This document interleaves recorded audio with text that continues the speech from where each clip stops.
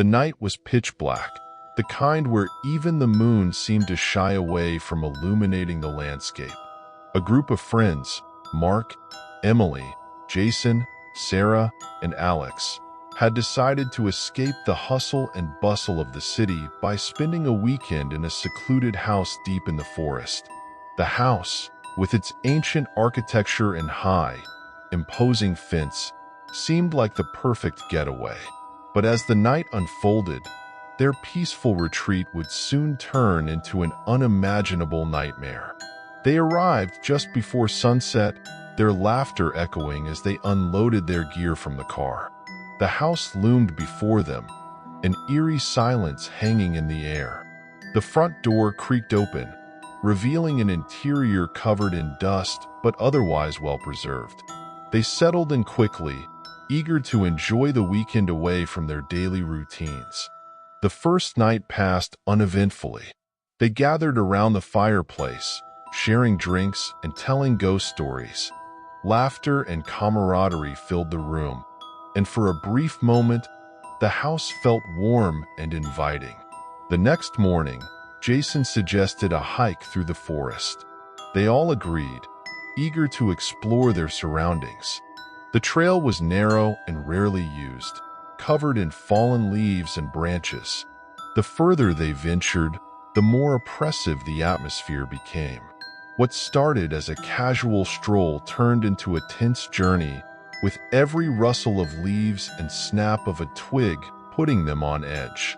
Emily was the first to notice something was off. "Did you guys hear that?" she asked, coming to a sudden stop. A heavy silence fell over the group. No birds, no insects, nothing. "It's probably just an animal," Mark said, trying to mask his own unease. But the feeling of being watched never left them. When they returned to the house, they found the front door slightly ajar. They were sure they had closed it. Any sense of security they had vanished instantly. Sarah suggested they all stay together, but Alex, ever the skeptic, laughed it off. "You're all just paranoid. It must have been the wind." As night descended, strange noises began to echo through the house. Creaks, whispers, and what sounded like heavy footsteps from the floor above. Mark, determined to find the source, grabbed a flashlight and headed upstairs, followed closely by Jason and Emily. The corridor upstairs seemed endless, cloaked in shadows that danced menacingly with the beam of the flashlight. "Maybe we should just go back downstairs," Emily whispered, her voice trembling. "No way," Mark said, his voice firm. "We need to know what's going on." They reached the end of the hallway, facing a door that looked older and more worn than the others. Mark hesitated before turning the knob. The door opened with a loud creak, revealing a small, cluttered room filled with old furniture and dusty boxes. As they stepped inside, the door slammed shut behind them. They spun around, panic rising, but the door wouldn't budge. "What's happening?" Jason shouted, banging on the door. Suddenly, the room lit up with a dim, flickering light. On the far wall, words scrawled in blood-red paint became visible: "Leave now or die." Emily screamed, and the light went out, plunging them back into darkness. They fumbled for the door, finally managing to wrench it open. They bolted down the stairs, breathless and terrified. When they reached the living room, they found Sarah and Alex missing. "Where are they?" Mark asked, his voice edged with panic. "They were right here," Jason said, looking around frantically. A low, ominous hum began to fill the house. The walls seemed to vibrate with a sinister energy. Suddenly, a deafening explosion rocked the house, sending debris flying. The friends were thrown to the ground, disoriented and in shock. When the dust settled, they found themselves surrounded by rubble, with no sign of Sarah and Alex. "We need to get out of here," Mark said, helping Emily to her feet. "But how?" she asked, tears streaming down her face. The windows, Jason suggested. They ran to the nearest window, but it was sealed shut, the glass unbreakable. Desperation set in as they tried every exit, only to find them all locked or blocked. "We're trapped," Emily said, her voice a broken whisper. Mark's mind raced. There has to be a way out. Think. The humming grew louder, and they realized the source was coming from beneath them. "The basement," Jason said. "We never checked the basement." Reluctantly, they descended the creaky stairs to the basement. The air was thick with dust and the smell of decay. At the far end of the basement, a heavy steel door stood slightly ajar. They approached cautiously, the humming now almost deafening. Mark pushed the door open, revealing a dark, cavernous space filled with strange machinery.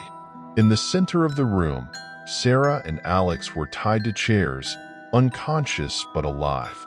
Wires and cables snaked around them, connected to a large, ominous device. "We need to get them out of here," Emily said, rushing to Sarah's side. Jason inspected the device. "This looks like a bomb. A really sophisticated one." Mark's heart sank. "Can you disarm it?" "I don't know," Jason admitted. "I've never seen anything like this." Panic surged through them. Time seemed to slip away as Jason frantically examined the device, trying to understand its mechanisms. Emily and Mark worked to free Sarah and Alex, who began to stir.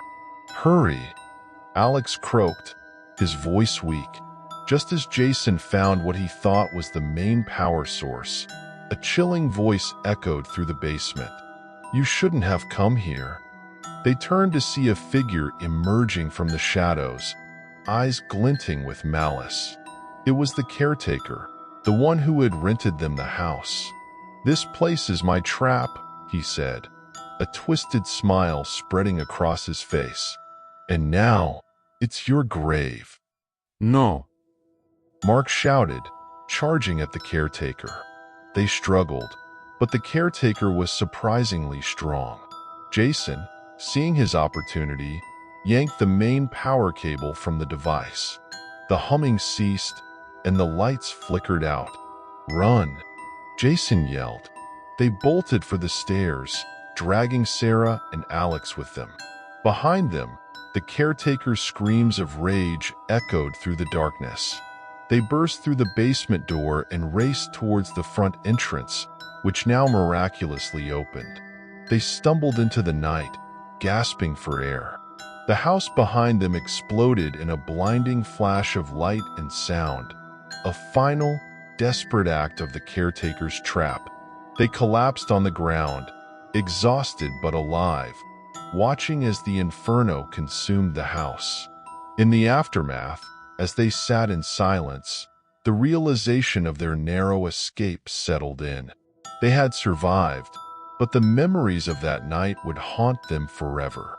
The forest, once a peaceful retreat, was now a place of nightmares, and the house, a tomb of horrors, was gone. But as they made their way back to civilization, they couldn't shake the feeling that something, or someone, was still watching them, waiting for the next group of unsuspecting victims to fall into the explosive trap.